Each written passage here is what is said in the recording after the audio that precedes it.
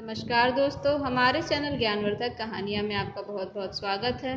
आज हम आपको सुनाने जा रहे हैं कृष्ण भक्त मीरा भाग 5 की कहानी। तो चलिए शुरू करते हैं।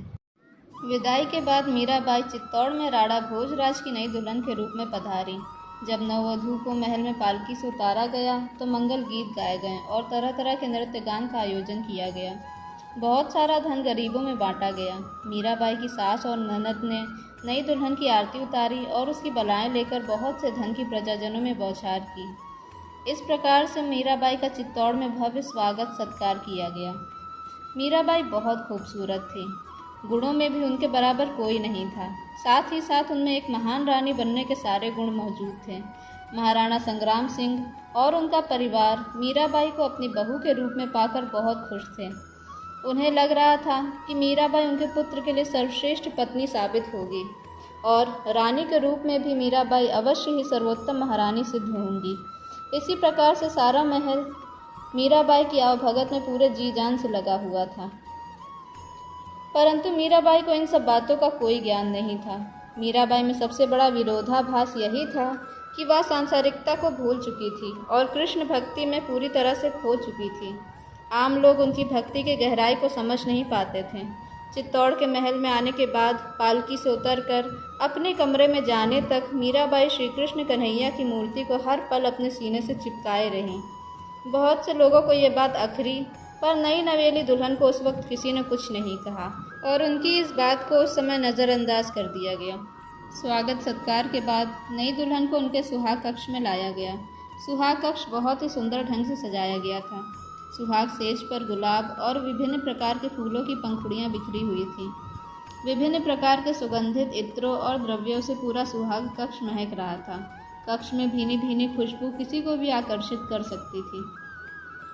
आधी रात में राणा भोजराज सुहाग कक्ष में आए।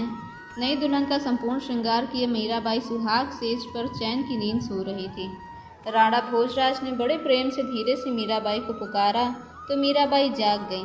वह जाग तो गई, लेकिन सेज पर लेटे लेटे ही उन्होंने राणा भोजराज से पूछा, आप कौन? मीराबाई के प्रश्न पर राणा भोजराज चौंक पड़े, लेकिन फिर शांति से मुस्कुराते हुए बोले, मैं तुम्हारा पति हूँ।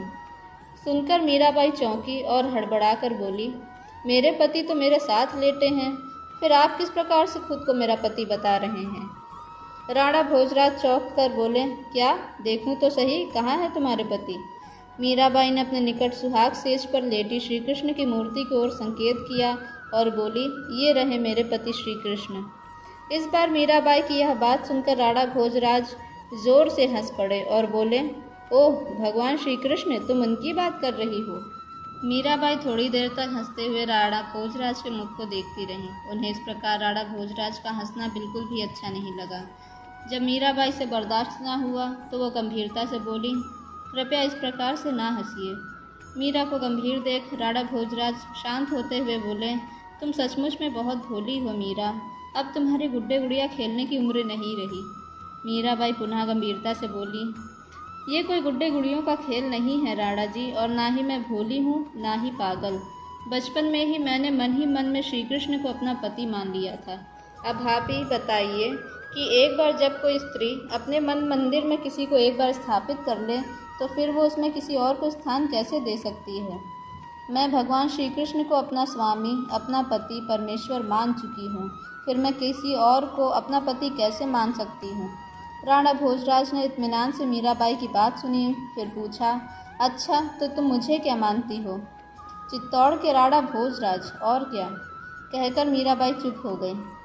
राणा भोजराज गंभीरतापूर्वक बोले, ठीक है मीराबाई, यदि ऐसी बात है तो मैं तुम्हें वचन देता हूँ कि जब तक तुम हृदय से मुझे अपना पति स्वीकार नहीं करोगी तब तक मैं भी तुम्हारे ऊपर अपनी पत्नी होने की कोई जिम्मेदारी नहीं डालूंगा।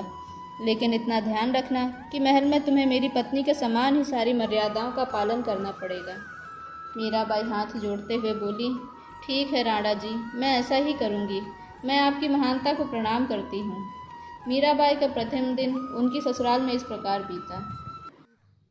इसी तरह की और रोचक कहानियाँ सुनने के लिए हमारे चैनल ज्ञानवर्धक कहानियाँ को लाइक और सब्सक्राइब करें। धन्यवाद।